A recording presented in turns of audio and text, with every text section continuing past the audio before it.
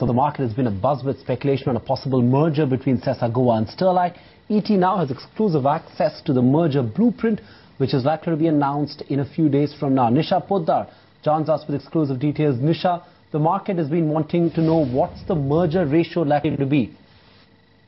Right, Sandeep. What I gather from my sources is that in a crucial meeting right now, the merger ratio is being discussed because there are two parties involved here, Sterlite investors as well as CESA Goa investors, and they have to be brought on board. But the range that I'm hearing at the moment is that for 2 or 2.5 shares of Sterlite, 1 share of the combined entity CESA Goa is expected. So that's the kind of range that everybody is talking about and is being deliberated upon. And of course, the announcement is expected in the next 1 day or two. Now, what will happen as part of the entire restructuring, which is a major step forward for Vedanta Resources and Anil Agarwal's group here, is that CESA Goa is going to become the parent company for all its India operations, which means that Sterlite will merge into CESA Goa. So that means the subsidiaries of Sterlite, which is HZL 65%, Balco 51%, VAL 30%, Copper 100% of that, and even the international zinc assets are expected to collapse into one entity, that is CESA Goa. And also remember,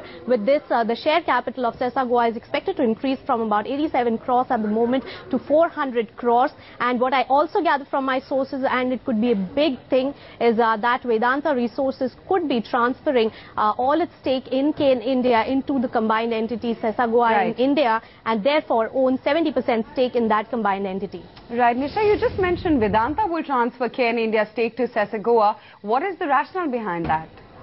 Aisha, definitely deserves special mention, because this is the reason, and KN India acquisition is the prime reason why this restructuring is materializing right now. KN India is going to generate cash as dividends. Now remember, VAL is one of the very contentious and a weak point as far as Vedanta Resources Group is concerned. VAL is Vedanta Aluminium, which has project in Orissa, has not got the backward integration in bauxite and is loss making. And this 15,000 crore project has about 9,600 crores of debt burden being given by Sterlite Industries, which only owns 30% stake. So there is an understanding that the entire VAL burden could come into Sterlite, and KN India dividends are expected to be used for VAL and for furthering that project, as well as accessing bauxite at a higher cost and surviving that project with Vedanta Resources. Because remember, for Anil Agarwal, it is an ambitious project. So while they wait for bauxite and are loss making at the moment, KN India shares and the dividends from KN India